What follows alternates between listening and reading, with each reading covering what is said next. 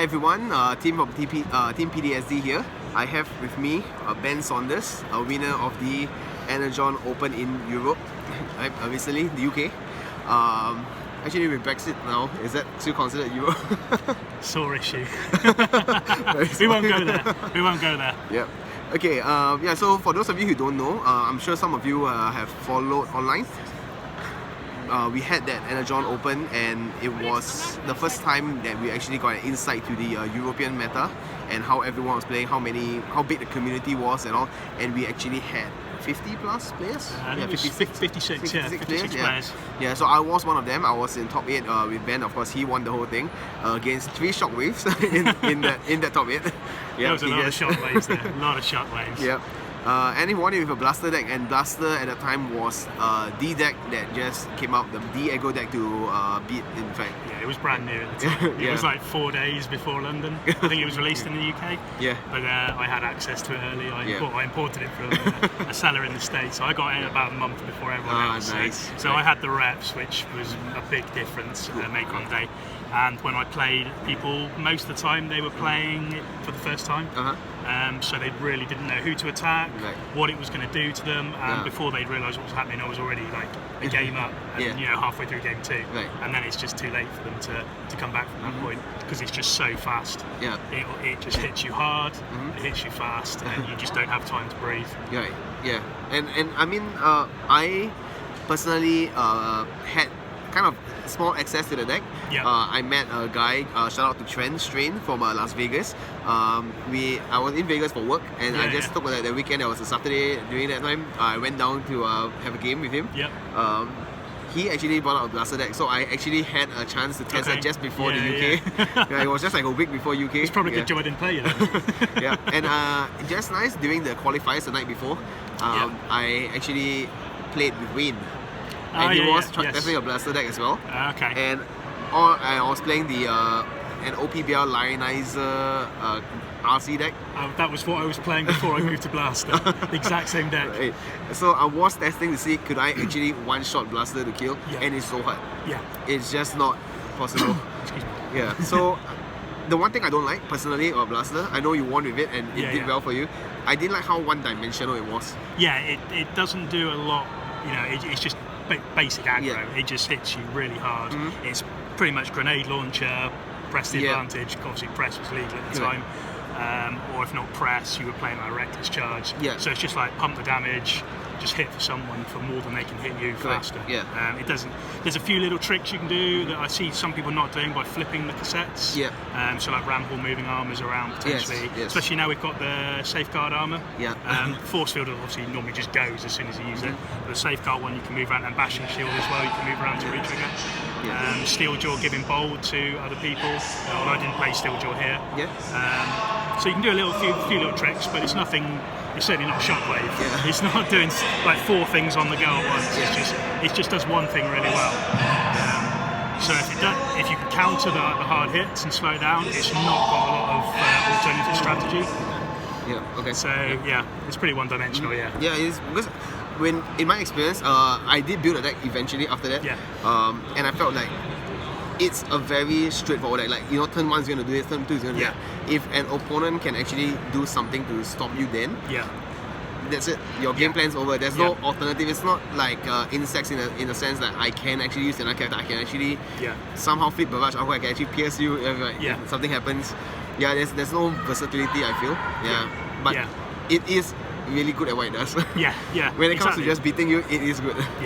And it's over a long event as well. It's quite not a bad thing because come like round 6, 7, 8, when you're getting tired mentally, if you don't have to keep track of so many things, you've got a little bit of an advantage over someone who's maybe playing something a little bit more complicated.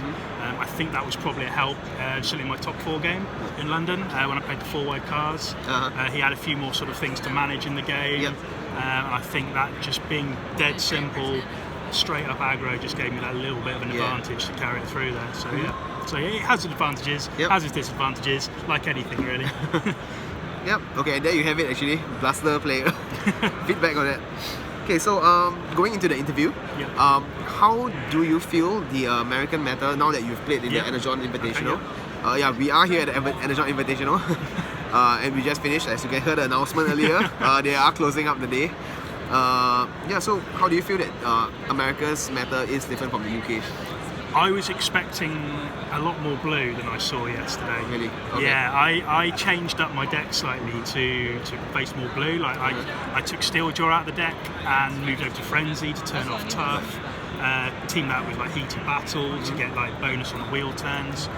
And I didn't really play much blue. I played a lot of orange aggro matches, and I effectively handicapped myself by taking out Steeljaw because that's less bold I'm getting.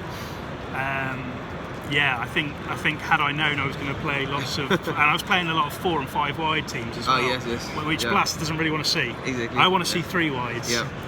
3 wide, no problem. I played a 5 wide in round 8, I think it was, and I almost had it still, but couldn't quite win game 3.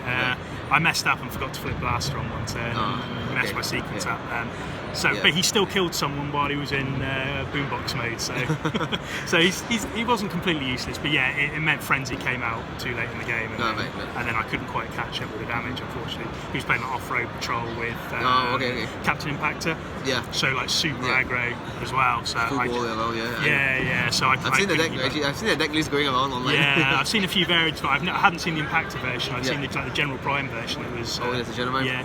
I've always seen the Impactor version. Only when I came here, I saw General Optimus being used with like the Air Patrol as well. Then I was like, oh, actually that's a thing. General Optimus and a few of the Micromasters I think is potentially very good. Didn't see anyone playing it here. But yeah, I think it's one of those that's got potential. May have been around actually, Well, yeah, I mean, there was 160 players here or something like that. So it was hard to get an overall picture of what was really here. But from what I saw, I didn't see. Hopefully they release, because they said they were submitting the deck list earlier to have a meta feel and all. So hopefully they tell us like what decks are around. Yeah, I see they released the top 8 decks already. Yeah. That's fast. But they've not released anything else yet. So hopefully we see that and we can get a real big picture of what was here overall. But yeah, that was the difference. London was very blue. So I felt, especially with Shockwave being so strong still, with all the secret actions he's just getting in wave 4. I thought for sure I was playing Shockwave all day, and I didn't play a single one. I also wanted to mid Shockwave, and I couldn't. I was like, where are the Shockwaves for me? I was like, give me all the Shockwaves. I think I can beat those with the changes I've made to the deck. But I didn't play one. So I saw them next to me, I saw them behind me, never opposite me, unfortunately. So it's just the way it goes sometimes. Sometimes you get the matchups that you want. And you have a great day, which is again what happened in London. But I had okay matchups. It was about 50-50. But unfortunately, all the close ones, I was losing on like a single flip, or I needed one more turn, or a couple of times I had someone top deck the exact card they needed to stop me, and it was just like, oh god. To be a good player, you also need kind of luck. Exactly. You've got to have a bit of luck as well. So so I was expecting more blue. So coming into PAX, coming to this Energon Invitational, did you feel that you could bring something different, like something surprise from the UK? You never know really, because when you travel outside of your usual area, people haven't seen you, you haven't seen them. I mean, I came here with an idea of what I was going to see, and so text to face it. And if I'd have seen what I thought I was going to see, I'd have looked like a genius. But unfortunately, it didn't happen. But yeah, I think sometimes being an unknown can help.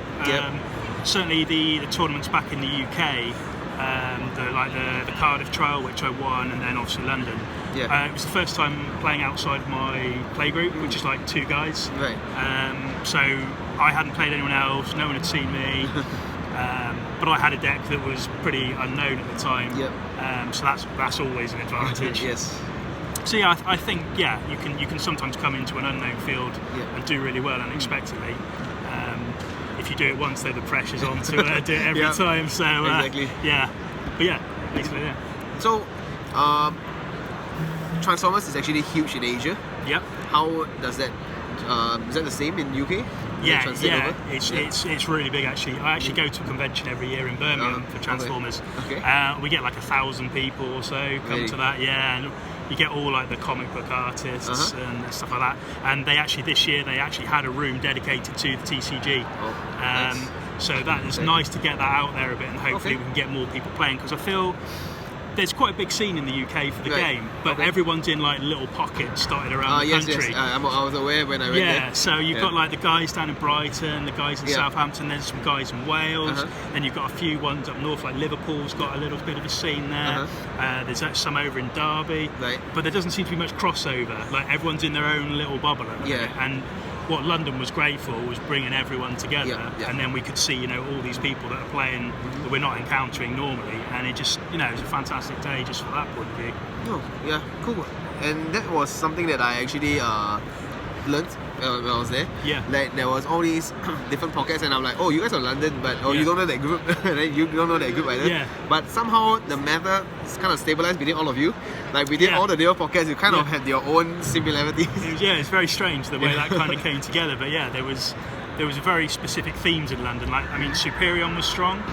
Yes. There was a lot of Superions about. Two in the top 8 as well, I think. Yeah. I played. That was my top 8 game was Superion, and I think the first game, because I came in after the buys, and my first game after the buys was Superion as well. So yeah, I saw him twice that day, but luckily I brought photon bombs with me. Oh, nice. They weren't so happy about that. But it was good to see all those kind of groups come together. Like you say, it was strange how, despite being isolated until London, there was kind of similar. Like, it was very blue heavy across the board, apart from Bugs players basically, and I don't think many of them did particularly well in London. I don't think so. No, I didn't see many up to the top. I know there was some there, but I didn't see any towards the sort of top end. I met a few. I met Bugs in Shockwave, but Shockwave is happy to see Bugs. Shockwave just ruins Bugs. Okay, so do you see the game spanning across from Europe and maybe becoming even bigger than even the US, because Europe is pretty big as well. But US, of course, as we've seen today, is 154 players. And that's just the people who travelled. There's probably a lot more people that qualified that just couldn't attend. And they also said that some of them couldn't make it because of family issues or work commitments. And I mean, if you live on the West Coast or something, that's a long way to come. So there's issues there, but. I'm sure someone told me there's about 300 people technically qualified. I think so. I think the number of qualifiers was 300 plus. But Europe-wise, I haven't seen much outside of the UK, on the continent. I think I saw about a few Dutch players, something like that. I know of some French players. Okay, I've not seen that. I spoke to Frenchy from McEnroe. So he was saying there was a French community going on there. Okay. But nothing too big. I've not because obviously we're all on the Facebook groups and things like that, and you sort of see all the interactions. And I've not seen much from outside of the UK. So I'd like to see some more people. If we can get another European Open next year, which I presume we're going to get, I'd like to see a lot more Europeans come over. Well, no reason why it can't be somewhere else other than the UK. Probably in France or somewhere like that. We'll come over. It'd be great, because recently also in Malaysia there was two tournaments that actually one of them I won, and I decided I got a flight over. And it helps to drive that community together. It builds that kind of, because in Malaysia itself there's Kuala Lumpur in one state, and then there's Johor Bahru in another state, and then there's Singapore. We're all pretty close to each other. And because of a tournament like that, we gathered players from 3 huge communities into 1 year. And we are hoping that builds up into more. And I think having the big events like we did back in London, people see that and it's something they can get excited about, and it's going to draw more people into the game and more people to come and play competitively as well. I'm sure there's people out there who are just playing very casually. I know this the shop I play at sometimes. There's a couple of people there who only play in that shop. But if we can show them there's some real fantastic events going on and get them out to those as well, then the game's only going to get bigger, which is great for all of us. Okay. So leading from this just a bit, how do you feel about Silk Constructed? That's been a bit of controversy, hasn't it, this weekend? I personally am not a big fan of changing the format halfway through the tournament. It worked out for me because I went 3-0 in sealed. Because I pulled Springer, and he's just ridiculously good. He is. But I would rather have maybe the sealed as a side event, and then keep constructed and just shorten the rounds down to, it probably only needs 7 or 8 rounds. I think 8 rounds would be good. 8 rounds usually I think 9 was probably a round too long, and you could see it around the room. But to be fair, even at 9 rounds, if you look at the standings, it was so hard to cut at that. There was so many 7-2s around. But it's so challenging when you have a big tournament like that as well. In constructed and it's sealed. you needed like 8-1 to go 8-1 and one loss the whole day just to qualify and guarantee a spot. If you draw nothing good in your sealed, you could lose 3 games and you're done. Correct. And I think I was matched up in my second sealed game against someone, and he'd gone 2-0 in the constructed before the sealed, and he went 0-3 in the sealed, so he was immediately out. So. Right. It's a little bit harsh. I can understand why they do it, because they're testing different skills within the game, and I can appreciate that. I personally love Seal. Yeah, I'm not a massive fan of it, but I can see why it's there, and I can appreciate that some people do like it. So I'm not totally against it, but I personally would rather just play constructed all day. I would like it in a way like you have a constructed event right next to a sealed event, because people who play constructed usually don't like to play sealed, and vice versa. I personally, if there was a sealed event, I would like to go for the sealed one rather than constructed. It's where I feel like my strength is better at sealed, where I make the best out of whatever there is. Yeah, and that's like a different skill set, isn't it? Some people are really good at doing that, seeing what you've got and making, like I said, making the best of it. Other people just, it doesn't suit the way they like to build a deck or set up. So. Yeah, it tests a very different set of skills, and I can kind of understand why they did it for the biggest event we've had for the game, because then the person that wins is the best overall of Transformers rather than a particular aspect of Transformers. But that's also a bit variance, I guess. Yeah, exactly. Yeah, it's a bit RNG, but I like how they always take feedback from the community and then they evolve the process. Yeah, you can see the guys developing the game are very interactive in the community, and it's very different to a lot of games where they feel very distant and they don't listen to any feedback from the player base. And you can see with this game that anytime there seems to be any issues, they're straight on it. And they're replying in the Facebook threads. They're issuing articles that really explain why they make the decisions they're making as well. Not just here's the decision, deal with it. It's like, how do we arrive at this conclusion? Here's the possibilities. This is why we decided to go with this one. So I think that's really good for the game. Yeah, I completely agree. I love the engagement, the community engagement that they have. That's very good. Okay, so we've covered that you want to see more tournaments in Europe, and now if there was going to be tournaments around Asia, around maybe somewhere closer to the European side of the Asia, maybe in Japan or something like that, would you be willing to travel over and stuff like that? I would like to go. It would depend if I could afford it, obviously. You could be like the Aussies that came over. They made it a family holiday. I don't know how they managed that. That's a long way to get. But yeah, if I could afford the flights or whatever, and it was doable around work, obviously. Yeah, absolutely. I'd love to play some more different places. This has been a great experience coming here. I know. Playing in a completely different environment to where I normally play. So yeah, absolutely. Why not? Actually, I loved it. Like my own experience coming over here. Like it's good. I mean, I kind of know you from back in UK. I know Wayne. We hung out a bit. But coming here and meeting all these people, especially for us where we are over there, and they in the US, it's more like the forefront. Right. So shout out to all you guys from the US, content creators. Right. It's very good to like meet you guys again and finally put that face in person. Rather than just seeing them on YouTube. So it is a different experience. Like at least we get to interact, and there's a social aspect to it. Absolutely. I find that. I play X-Wing as well, and you find the same there. You interact with people online, but then you go to these big events sometimes, and you finally get to meet these people you can talk to. And it's great just to kind of actually speak to someone face to face. So I've been hanging around with Brian earlier on, and we've been chatting on like Discord and stuff for a while. But like, it's really good to just meet up and just hang out.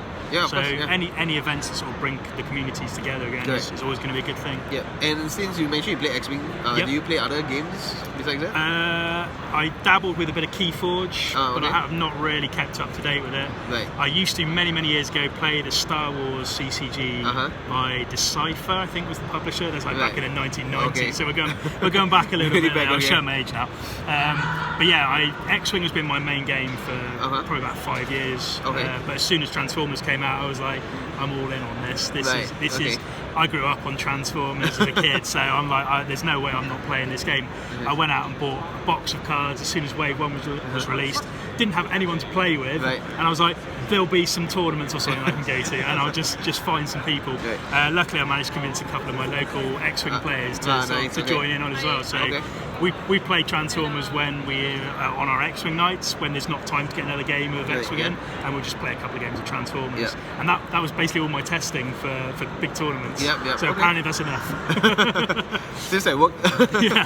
But so in terms of community community aspect of things, how do you feel the community to be generally? Since you I mean, the exposure to the UK side really, since the gathering, and this one coming over here, how do you find the community? I mean, given yes, every community has their own toxic members. Yeah, you're going to get that with everything. It goes without saying, you can't avoid that. There's always going to be a few people like that. But no, actually, on the whole, X-Wing has a great community. It has a good reputation for it as well.